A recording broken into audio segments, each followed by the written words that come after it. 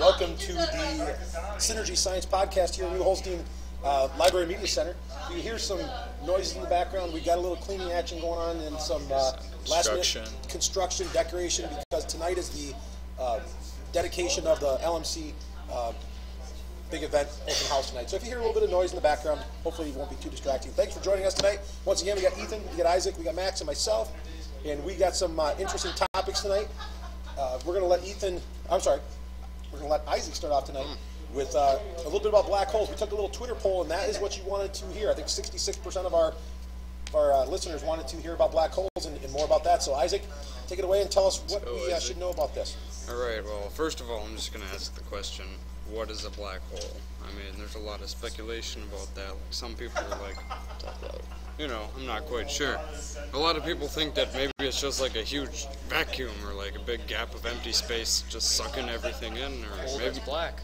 Yeah, hole that's black. It's a hole that has nothing in it. Maybe that's what it is, huh? It's an illusion.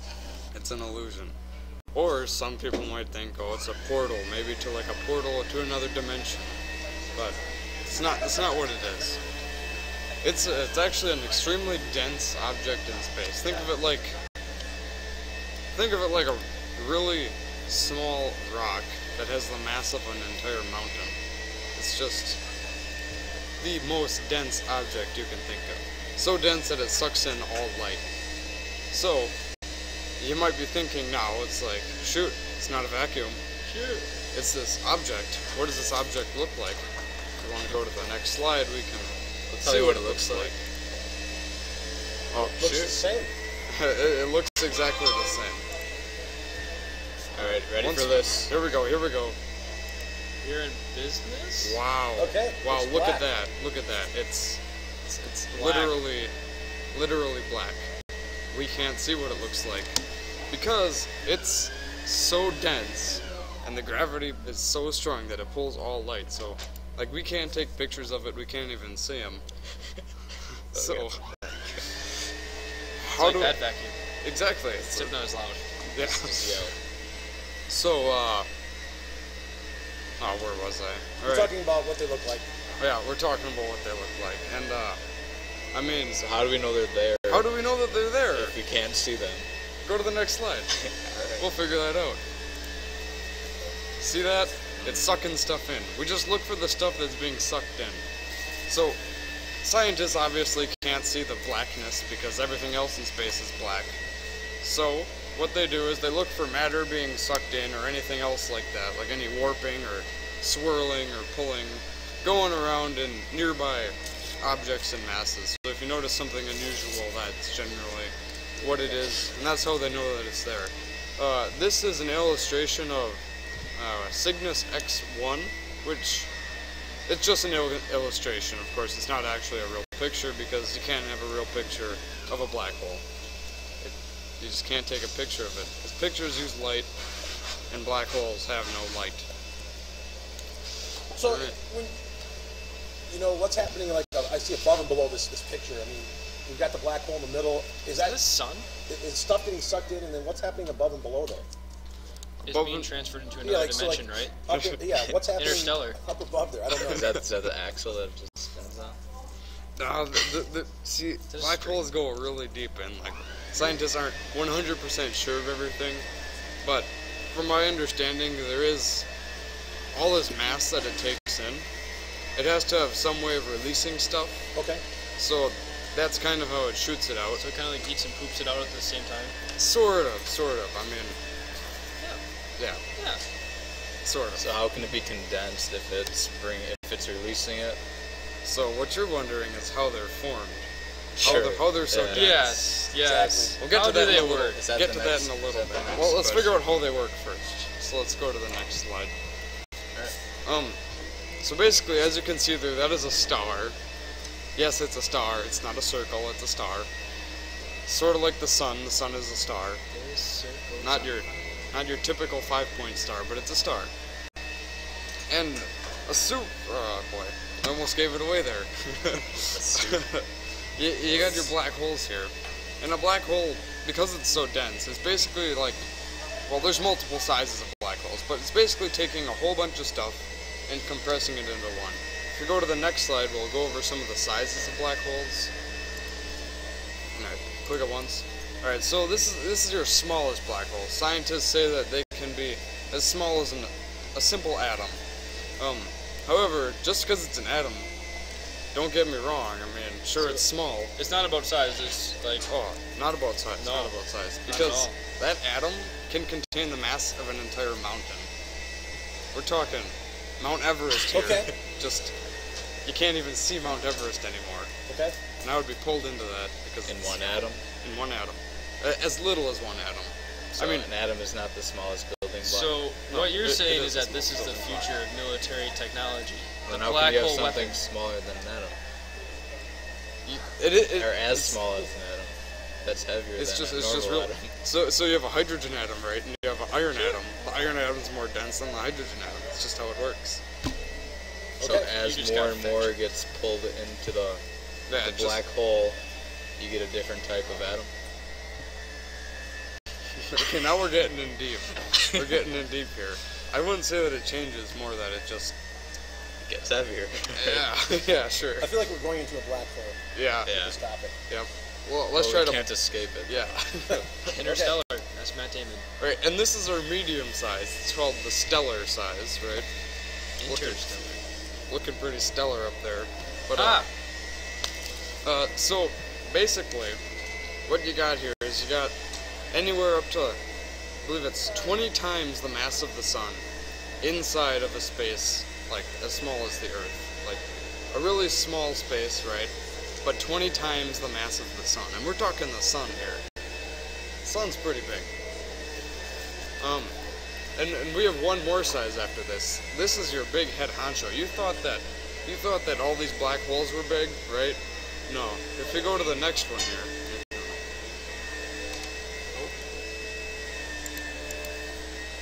Alright, that is the big boy right there. That's the Milky Way galaxy. However, what you're seeing directly in the center is called a supermassive black hole. Ooh. Yeah, this Supermassive. supermassive. So it is about size. Sort of. I mean, So does everything in the Milky Way revolve around the black hole? Are we in a black hole right now? Is that what it's doing? mm-hmm. Okay. Everything's just caught in the orbit of that. Of a black hole. Yeah. So are we Could we eventually going to possibly get sucked be in? Is that what's in a happening black here? hole? Are we No. slowly getting closer? We are not slowly getting closer, just like we will never touch the sun. Okay. So That's not. You mean that's definitely a possibility. Oh, only if the sun gets bigger. could a star get pulled into a black hole? Have we ever seen anything like like on the edge and then disappear into the black hole? Sort of like Pac-Man, right? And you go. Wop, Yeah. Have you ever wop, seen wop. anything like that, or is that not how it happens? Sort of, but not really. Like, yeah, black holes can go around sucking stuff up, and it has happened before, right? You know, like an asteroid just poof, it's Okay. gone. Now Okay. it's into a black hole. Oh. Yeah. However, that won't happen to the Earth because there's none near us, and scientists and astrologists alike have figured out that there's no black holes via the looking at other stars and material and making sure that they're not warping and swirling into a black hole. That's how we know that there's nothing near us. Okay. Can you tie this into gravitational waves? Gravitational waves. Oh, yes, I can. So, gravitational waves, Einstein was right about his theory of general relativity, right? So was he right about this and how they're made. If you go to the next slide, we'll show how they form. Wow. So Einstein said, and not just Einstein said, but he did say this. He predicted the future yet again. But anyway, he said that when a star supernovas, there's an object, right, a piece, a very dense piece, a black hole left behind. Some nice sizes right there. That is a supernova. The picture is a supernova, in case you were wondering. It's how they form. I mean, there's a lot of facts, you could say, a lot of research behind it, but a lot of it right now is sort of just kind of predictions, theories. There isn't like 100% surefire method on how it's done. There's just scientists, thinking of stuff. So we're getting some questions and wondering if we're being filmed from a black hole because we are hearing a vacuum. Seems kind of appropriate. Well, my response would be, there's Maybe. light, so... Oh, that is true. One, there's light. 2, black holes aren't vacuums. And you can probably see us. And you can see us. And Okay, you so can the see answer us. is no, we're not filming from a black hole. But thank you for the question. Okay, Isaac, anything else you want to add Unless in here maybe you can see black things holes? when you're inside the black hole. Oh, looking out. Oh, shoot. Interstellar, I hear, was filmed inside of a black So maybe hole. they're in the black hole? Maybe. According Maybe we're in to the the Because we can't see them. the sports pod wanted us to know there is a black hole in sports. It's located in the Oakland Coliseum, home of the Oakland Raiders. So that's in comment from the sports podcast here while we're going. Thank you. So thanks, sports podcast, for tuning in. Isaac, what else do you want to tell us about black holes here? Well, I mean, that's mostly it. I mean, we didn't really go over the supermassive black holes too much. Okay. But I'll just give you a little bit of debriefing on that. It's not super important because, you know, they're supermassive, right? Okay. So, and they're in the center of the galaxy. We don't really have to worry about those too much. But basically, you can fit the mass of millions of suns inside just a small area, about the size of a sun, one sun. Okay. Millions of sun inside of one sun. Yep. Like it. All right. Send us any questions you have about black holes. You know, we're not experts on black holes here. We're just But we will be. we're trying to learn a little bit and get what you guys want out there. I think we're going to move on to Max, and he's going to talk about a little bit of Déjà Vu. It seems like I've been in this situation before. Have you guys ever had that? You know, you're in a situation, you feel like, you know, this has already happened, or you've already had this conversation, you know, you've already seen this, that. Well, I'm here to tell you about Déjà Vu. So, what do you guys think that this is? Do you think this is just a phenomenon occurring in your brain, or what do you think? I've already heard all this before. Yeah. I don't know. I think I remember this I conversation. remember this. Seems everyone's experiencing déjà vu. Shoot. I'd like to know the science behind it, or Yeah. if there is science behind it, though. Well, according to how stuff works, it's associated with the temporal lobe. They can study this in epilepsy patients because the epilepsy patients will experience déjà vu before a seizure, kind of a forewarning. So they'll have a dysfunctional electrical charge in the temporal lobe of their brain, and scientists can measure that because they can measure when a seizure is about to happen. However, how do you think that this would differ from regular people? Do you think that the déjà vu happening in the epilepsy patients would be different than normal people? Because I did say it's kind of a forewarning to a seizure. So does that mean every time that I have déjà vu, I'm having a seizure? No, I think Do you have he's epilepsy? saying if Then you're no. epileptic. Oh. But I will alright. tell you, whenever I get déjà vu, which is not often, I do get a weird feeling. Yeah, you do. Like it's almost like an uncomfortability. You just want to take a step back. it almost like a chill. I don't know how to. If that's Fear really almost. Would Yeah, you, it's just would like you dare it's say? weird, and I do get that every once in a while. So Yeah, I get that too. I think everyone gets that. Yeah, I would agree with you there. And scientists say that that feeling that you're experiencing, that fear, is a feeling associated with a fantasy or sometimes a wish fulfillment. Well, that kind of sounds a little weird, but there is literally no physical proof, well, scientifically, that déjà vu occurs in people that are not epileptic. Besides hearing the phrase from someone, "I just had déjà vu," there's really no proof to counter that. I wonder if this goes back into last week's discussion about life and death, and are we reliving our past? You might find out in my presentation to come. Like it just seems like you can't recall where you think you've heard that Could be a dream, it or just seen it. feels like eerily familiar, like uncomfortably familiar. So, what if it's just a process of the brain that makes you like rethink that time, and like right where you are right there, you just rethink it twice? Well, sometimes they say that it's actually just a misconception from the past to the present, so that you think that you've experienced this before, but you really haven't. That's what sometimes scientists think.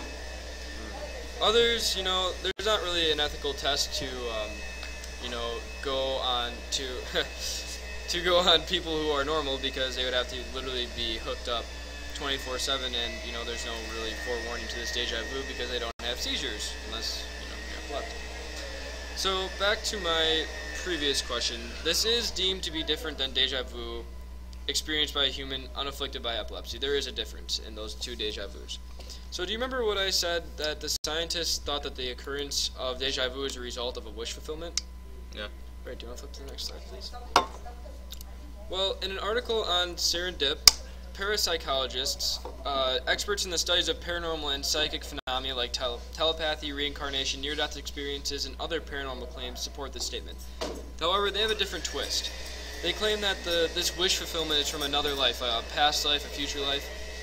They think that the phenomenon is occurring in the familiarity of the situation has already happened to us before in a past life, or this past life has taken a different turn and it was a wish fulfilled that was not fulfilled in the past before. So what do you guys think about that? Sounds like there's not enough Evidence to support it? Yeah. Right. There's a lot of speculation. Yeah, I mean, it's one of these things like we got to have some better studies or something. It's one of those things like I think we all kind of experienced it, but how do you explain what it is? And to me, there's all these different parts of the brain, and when they interact in different ways, you get all these weird sensations. And it's got to be something to me with something kind of happening in your brain when you're relating a situation that you see or hear to something previous and make a weird connection, and then it maybe makes you seem like in the moment, I've been there, I've done that, but maybe you haven't. Maybe you're just thinking that way. And I really haven't researched this, but this is kind of what I'm thinking, all these brain connections. Right, and stay tuned because we're going to talk a whole bunch about the brain in this episode. That's correct. So interesting thoughts. We have a couple of questions, not to get off of your topic here, Max, but we got a listener here, a viewer. Michael is wanting to know what's inside of the black hole. Isaac, I don't know if you can go back there. And then he also said something about his wife having a black hole in her heart. So, okay. But what about what's inside of a black hole? Wow. Well, first of all, I don't know what to say about your wife having a black hole in her heart. I'm not an expert on that. But we're not very sure, but we don't really know how to help you with that. It's sort of a personal problem. Yeah. But if she does have a black hole in her heart, she would actually be consumed by it. So in your case, it would be advantageous. What's inside of the black hole? Is there any answer to that we could get into, Isaac, or not? Yeah, sort of inside of the black hole, right? I wouldn't really say that there's an inside so far that we've found. It's more of just one. I don't know if I want to say uniformly dense because I don't think there's enough evidence to back that up, but it's not hollow it's dense. From the majority of understanding of research, it's just like a solid sphere of metal, you could say. Not necessarily metal. But Do you think in the future we'd be able to make artificial black holes? Artificial black holes. The future of military weaponry. Yeah, I mean, if you think. Well, could we somehow tie this to the fusion stuff? Would that be useful? Right? Can you create a mini black hole that sucks things in from around it? I mean, for that to work, I'm sure it would have to be more dense than the Earth. So you'd have to get basically something that has a stronger gravitational pull than the Earth or the large mass that you're being pulled to. Okay. For example, let's say you're in the International Space Station, that might work because. I don't know. Or if you're adrift in space. We got another comment on here about a black hole being a wormhole to a frozen planet. I'm not sure why frozen. But is there any connection here about wormholes and black holes, or is that nothing that we really have a connection with, or any ideas on this, Isaac? Well, a black hole. I mean, now we're getting into the almost pseudoscience. Okay, pseudoscience. I'll get into that next week. Yeah. A black hole is an extremely dense object, right? It's basically something that has really strong gravity. So things aren't passing through it into a new planet. No, not really. So that's something that that's something that I think is not. I don't know if you can technically throw someone into a black hole. Yeah. But So okay. if you're that close, you'd probably get consumed as well. So. All right. So anything else about Déjà Vu, Max, or are you good to go? No, not. I'm a little taken aback here. Okay, so we're getting some interesting comments on here. Michael, we're not going to be able to really help you much with your issue with your wife. We're sorry about that. But can we go on, Ethan, to the next topic, which is what we really are hearing is the future of medicine and 3D printing body parts. So we've got some solid evidence. Well, we've got some really good research here at the Wake Forest Baptist Medical Center. They've actually developed a new 3D printer. So it's not like your traditional 3D printer that we've been using for the last 10 years. It's called the Integrated Tissue and Organ Printing System. And from that system, they've already printed organs, bones, and muscles. Now, what makes this 3D printing system unique is that they actually have like two components. And so the first component is your traditional sort of plastic hard material, but then what they're doing is they're going to also use a gel-like substance that's going to hold living cells. And so they're going to then print those into the organs. And the research that they've done at this point, they've actually been able to keep those cells alive. And so what you're looking at on the screen here is, on the left is a portion of a 3D printed jaw, and then you're seeing a portion of a 3D printed ear. And you may be asking yourself, well, why would we want to 3D print body parts? And here's the problem we're having in the United States. Currently, 121,460 people are on the waiting list for organ transplants. Every day, 22 of those people will die while they're waiting. And so we really have an organ shortage in this country and probably around the world as well. And so if we could get science to actually 3D print some of these body parts, we'd really be able to help that shortage. And in addition, we can, if we could use the person's own cells, we could lose the idea of rejection, which would be a huge aspect in organ donation. So they, the 3D body parts also have these built-in channels so that when you get it onto the body, the nutrients and the oxygen, so like blood vessels, things could work their way in and grow into that body part that's being replaced, and that is going to keep the body part alive on the organism. So they've already done muscles, they've already done cartilage, they've already done bone. One day they'd like to step this up and make entire organs like livers and hearts and kidneys, but understand, those of you who know a little bit about anatomy, an organ is really a complex thing with multiple tissues together. So you're not looking at just one sort of tissue. You have to take multiple types of tissues and put them together. You know, this is not yet ready for human testing. They've done some testing on animals. They were able to get like an ear to survive on the back of a mouse for a couple months. But right now, we're just happy that we're able to actually let the cells survive. So it's kind of a cool thing. We're using 3D printing, like, you know, you're hearing so much about an industry, but now using that with live cells being injected into this gel, and they're able to sit in there and live. It's just an awesome idea for the future. Do the organs of bodies differ significantly between like different individuals? Like, say you have like a different organ that you want to... Like a heart? Yeah, sure. I think we could have some variations, but I think for the most part, a heart is a heart.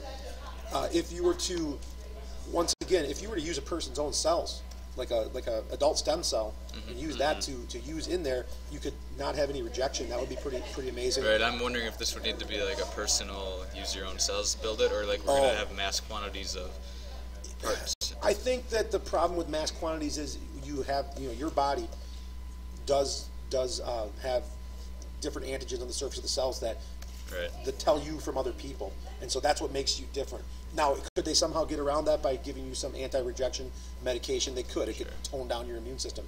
But if you think about 3D printing a heart, you're talking about the muscular layer of the heart. You're talking about the arteries and the veins coming off and going in. So you're going to be 3D printing a lot of complex parts here that really have to all work together. So we're not there yet, but it's really some great research. Yeah, I think we're going to be close. I watched this video recently where, I can't remember the guy's name, but it was an MIT professor, or he was a professor, and he was just inducted into the Hall of Fame for inventors because he came up with this patch for artificial skin. So it's kind of like this, except it wasn't necessarily 3D printed. Right. But what it was for patients who like experienced severe burns. They could patch this artificial skin on, and it would actually heal as normal skin. So it was like using cells. Yeah. We make these advances like in leaps and bounds. 10 years ago, this was not even something we could. It was science fiction, and now we get so much closer to actually making this reality that I think. And this is the type of stuff that I think we need to be researching into, because you could save so many people's lives. So that's kind of the future of medicine in a lot of people's eyes. Yeah. So any thoughts on that, guys, or any questions from the audience? I'll have more to add to the future of medicine as well. Okay. Ethan's going to be talking about cyborgs, and we're going to maybe be able to piggyback a little bit here. So if you want to flip that over, then the next thing that we actually had a request for this, somebody had found this article, this research as well last week, and this is all about a bionic spinal cord. And so researchers in Australia, the University of Melbourne, have created what they call a bionic spinal cord. And this bionic spinal cord could give paralyzed people the hope of walking again. And basically, the power for being able to walk again would be the power of thought. and using an exoskeleton or a prosthetic limb, that's how we would actually get them to walk again. So what they're looking at doing is using this. It's called the stentrode, and you're seeing it there in the picture, the little metal-looking thing. It's a stent-based electrode, and they bring it up through the blood vessels, and they put it right next to the motor cortex in the brain. So the brain cortex is sort of the outer part of the cerebrum, you know, the part that we kind of see, the wrinkly part. And the motor cortex is sort of like right in the front there, not the frontal lobe, but like in the middle front. And they want to put it in a blood vessel because past electrodes on the brain have eventually like started to wear away the brain, and they lose contact. So in the blood vessel, you would actually not be physically touching the brain, but you could still pick up the activity.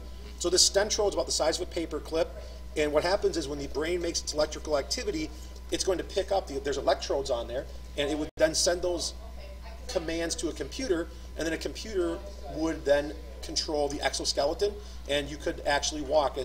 And does not require open brain surgery, so it's very not invasive. They're going to go through the jugular, and they're saying that the first human trials are starting next year, 2017, and they hope to have this out to patients by 2021 at a cost of about $14,000. So I want you to run this video clip quickly that sort of runs you through the specifics.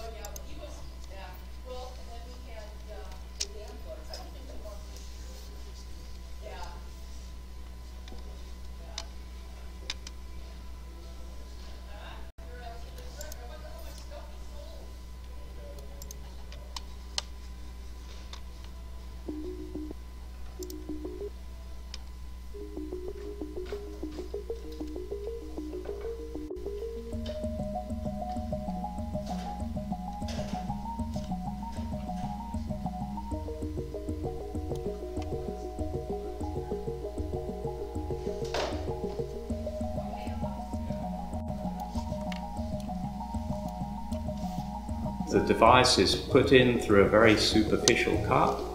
Using a fluoroscope, this is a device that we can watch the path of the catheter traveling up through different blood vessels into the brain. We can navigate the device up into the brain. We put it into a blood vessel called the sagittal sinus. This is in the middle of the brain. It sits on top of the motor cortex.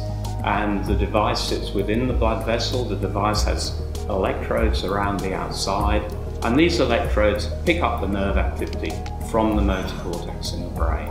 And the aim will be to take these signals and use it to move a bionic limb or perhaps even a wheelchair in people who have paralysis. One of the main challenges was to enable a device that was flexible enough to get around the blood vessels as well as strong enough to be pushed through the tube required to deliver it. The device is made out of nitinol, a nickel titanium composite that enables it greater resilience when being flexed and compressed over other more commonly used materials, which allows us to deploy it through a very small catheter and expand it to a larger size when in the blood vessel. The step we've taken is in avoiding the open brain surgery step and delivering our technology without having to conduct any open brain surgery. The electrodes are planted directly on the brain, can set up infection and fibrosis, and ultimately the quality of the recording deteriorates. Where inside the blood vessel it's much more protected and able to be and it doesn't damage the brain in any way, and able to be kept there long term. This has been a holy grail for the research in bionics, is to develop a device to record brainwave activity over a long period of time.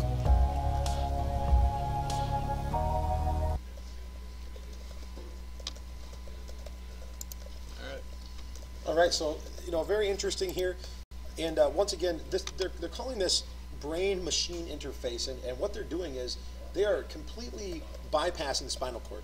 So if you have a severed spinal cord, what they're trying to do here, instead of actually trying to heal the neurons in the spinal cord, they're just bypassing this and using machines to actually help the movement. And I think it's amazing. There's a little bit of past research that kind of led to this. In 2012, there was a collaboration between German and US scientists, and what they did is using this brain-machine interfacing, they had a paralyzed woman, through her thoughts, actually lift a drink to her lips with a robotic arm. And in 2014, U.S. scientists used a a monkey who was using his thoughts, transferred to a computer, transferred to a robotic arm that was able to connect it to another monkey that was basically sedated, and the other monkey could then lift his arm even though he was fully sedated. So you're controlling the movements through thought. It's just, it's crazy to think about this. And I have a brother-in-law who was paralyzed and hasn't walked for a number of years, and we had sent this article to him, and he said, I'm all in. Like, this is the kind of stuff that could really change people's lives. Right. And I think the brain is so untapped that there's so much you can do with that. Now, my one question would be the cost of $14,000. I wonder if that would just be for the stent to be put in place. Exoskeleton, I'm guessing, would probably cost a lot more, or prosthetic limbs would probably cost more. So I don't know if that's like hey, here you go, walk for $14,000. My guess is it's probably going to be a little more than that. And I'm still thinking it's going to take some time, because you had mentioned last week with your robots that a lot of times they still kind of fell on their face. So I think this is a good time to maybe transition into Ethan's stuff with Cyborgs. I think you're going to see a lot of connection here. All right, there's a ton of connection. I'm going to talk a lot about this. So, all right, so most people, when they hear the word cyborg, they probably think of like Iron Man, RoboCop, Inspector Gadget, $6 Million Man. Oh, that's who that is. $6 Million. Yeah, I gotcha. He can run faster and lift very stronger. So you kind of think about like technology in the body and making you super strength. But the actual definition of a cyborg is a cyborg is just using technology to extend the limitations of the human body. So essentially what this means is a cell phone is almost like a cyborg. So like we use our cell phone all the time in daily life, or our computers. They're almost like a part of us. We use them for texting, we use them for social media, we read the news with our cell phones. We almost all have our cell phones on the table right now. The only thing that's making a cell phone making us not a cyborg is because the cell phone is not actually attached to our hand. If the cyborg was attached to our hand, it's a cyborg. I have a cyborg slider phone. Okay. So essentially that's no different than having a computer connected to your brain. You have it on your hand. All right. So that's kind of showing how technology is becoming so integral to our lives. All right. So like cell phones have improved life, right? I don't think anyone would argue. So now I'm going to talk about using the technology of cyborg technology. This guy's name is Neil Harbison. He was born with a rare form of color blindness where he could only see in grayscale. But what he did was he thought, why don't I put this sensor in my brain, connected to my brain, and have it to detect colors for me. So what he can do now is he has this implanted into his skull, and he has a sensor that he can tell different colors that are in front of him. So if he sees like a green water bottle, he'll be able to tell it's green now. When he was born, he would not be able to do that. So he came up with this idea himself, or right. There was somebody that so helped he came him? up with it. Wow. And that's kind of impressive, because what you can do with technology is if you don't have it, you can try to get it. So that little camera, I'm guessing it's a camera, right? And then that's connected to a part of his brain that basically controls right, the so vision. When he added it, he didn't really kind of know what he was doing. How can you know where you're putting it? Yeah. So it's just this weird experience that he cannot explain. Right. It's like a whole nother. It's like if you have a third arm. Oh. It's like the feeling of another thing that you can control.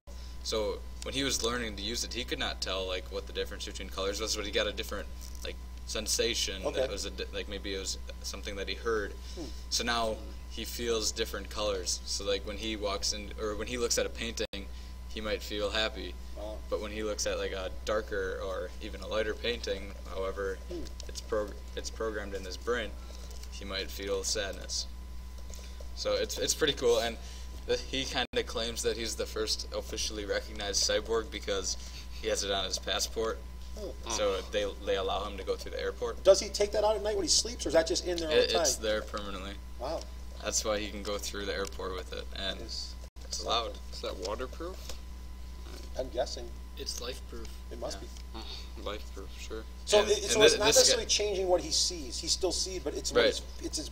So he still sees grayscale. It's feeling. He can't see colors, but he can feel different colors. And he even programmed it so he can use Bluetooth and like send it up to his brain and kind of see colors behind the scenes. It's kind of interesting when you say this? feeling colors. I don't know. So battery power is kind of an interesting issue.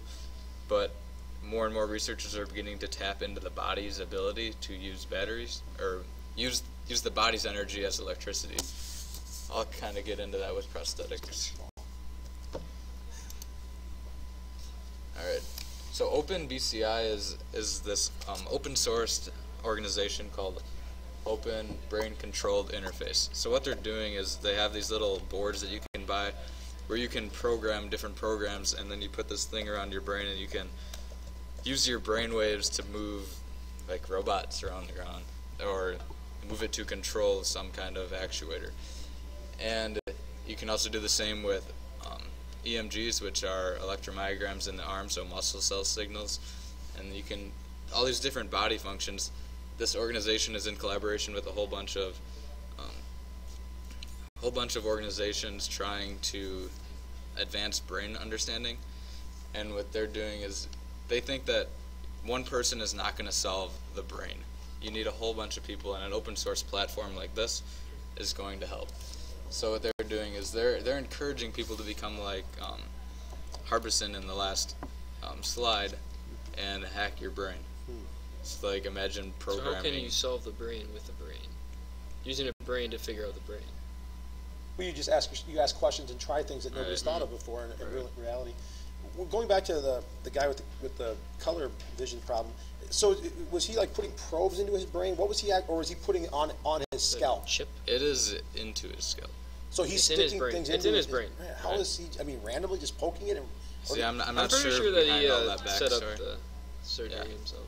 Something. I actually believe that he went around and had someone do it, because it was like the officials would not actually like do it, so he had to kind of do it in a black back market kind of way. I mean, like, we understand parts of the brain and where the parts that control what. But he was confident that he wanted it done. So okay. Having the bravery to do that, it's crazy. That is actually pretty crazy. Props to him. Yeah, it worked. He was on a TED Talk talking about it. He's inspiring people to hack their brain. Okay. Déjà vu. It might be the thing someday. All right, prosthetic technology. Mr. Up kind of talked about this a little bit. All right. So researchers at DARPA, I've kind of talked about them before, are funding advanced prosthetic technology. My uncle, Dr. Douglas Weber, is actually kind of leading this brain initiative and helping with prosthetic arms. So what researchers at Johns Hopkins University have been able to create arms that, like, instead of just touching and not knowing a sense of where your arm is, they have it connected to the brain, so you can feel touch and heat and pressure. So like when I go up to pick up something, like you see that guy on the right, he's picking up eggs. That's because he can feel the pressure. It's called haptic feedback, and it's going back to his brain so he can feel how hard he's pushing it. Before this, you'd just be squeezing, you'd just be crushing eggs, and eggs are very fragile, so that kind of just shows that the sensor feedback is becoming quite amazing. And what they're doing is trying to understand the brain and being able to use all this feedback. Another thing about prosthetics without this feedback is, how do you know where your arm is in space? So like, if I had my eyes closed, I know where my arm is, but someone with the prosthetic arm that does not have any feedback to the brain, you don't know where that arm is relative to space unless you have your eyes open and you can see it. So that's quite impressive what they're doing there. And I guess that goes again to helping people who... You know, if you think about, in anatomy we talk about muscles and how your brain can control how many muscle fibers contract. So if I'm going to pick up, a weight, it's going to have to be a lot more muscle fibers contracting to pick that up. But if I'm picking up a styrofoam coffee cup, I don't use all my muscle fibers because I'd crush it. And so if you think about it, realistically what that is my brain sending an electrical impulse to a number of muscle fibers. It's really not that much different than telling a prosthetic arm, via a signal how much strength to use when picking up. It's really the same concept. It's just trying to figure out how to read the signals, and I'm going to get into that in a little bit. On the left here, you see a prosthetic device which was actually 3D printed, so kind of like what we talked about earlier. The University of Washington created this device, and they created synthetic like skin and muscle fibers and tendons and all of that to create this elaborate arm that has all kinds of different positions that it can go in. And do you think that we could be looking at an overlap someday to make better prosthetics? We're using like prosthetic skeletons with like 3D printed tissues above them. That's where it gets sketchy. I mean, because if you think about that, if you So, could print muscles, if you can print muscles and you can print right, and then the people cartilage. like in Terminator, you know, like Yeah, there you go. Yeah. Really. we're gonna get to that. I think that's actually not that far fetched, It's to be not, honest. because if people can pay for it, like who's not gonna want a smarter brain, stronger arms, and faster Exactly. legs? I think if you can get it, like the problem right now is like, you know how a cell phone, it kind of goes obsolete after how many years, like 5 years or whatever. The problem is this: if you implant that cell phone into your hand, it's going to be a lot harder to replace that cell phone. Like now you can go and sell your cell phone and get a new cell phone. It's going to be a lot harder to take something out of your skull and put a new one back Plus, in. it's going to be harder to get it out of kids' hands in school. You can't tell them to Yeah. you can't tell them to put their cell phone on your desk if it's embedded in I'm their reading hand. this book called Nexus, where what it is it's like in 2040, it's set in the future. What they can do is they can program, like they can see videos and everything in their brain. Like it's kind of like the Google Glass but it's in your brain. Do you think that like we're going to take a step from like Google Glass to like a contact where you just pop it in and now you've got like as I'm No, walking it's down. just the eye.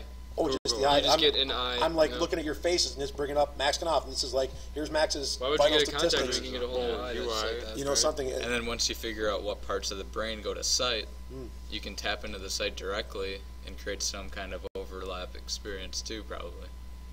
Like, which gets really interesting. I just threw up a. That's poll why on I Twitter find the if brain people so would do that. interesting.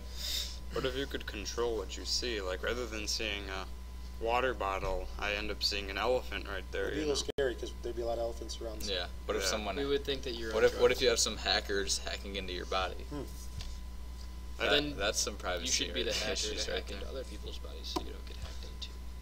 The hackers are getting hacked. All right, so I talked a little bit about DARPA and the Brain Initiative, and as humans, we can identify galaxies light years far away. He's talking about science, and what he's saying is that, so he's funding DARPA for $60 million in order to advance the understanding of the brain, because like we talked about, the brain is untapped, and he thinks that we can tap this brain and use it for important topics like we're talking, helping the disabled. And an interesting thing is there's something called the Moore's Law, which is how fast computing increases. So like every 2 years, the transistors in a computer, which is essentially the speed, it correlates to the speed, it doubles. So we're in an exponential trend of computing. In a similar way, there's this Moore's Law of understanding brain and the neurons inside of the brain.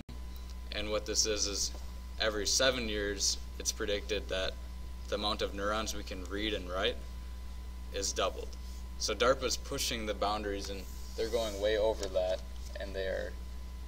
Do you think our brains, as we continue to change technology, that our brains sort of get wired in different ways where they're making different connections than like the traditional brain 100 years ago? So maybe like the actual brain of a kid today is different than a brain of a kid in 1850. That we have different connections because of all the different ways our neurons would interact because You of can our support technology. that too, because kids that grow up reading paper, like books and information on paper, aren't necessarily going to absorb information as well off of a computer. Whereas children these days they absorb the information directly off the computers because that's all that's given to them. So You just wonder how much how of would that the correlate? brain's actually changing. So Evolution. yeah, Because right now they can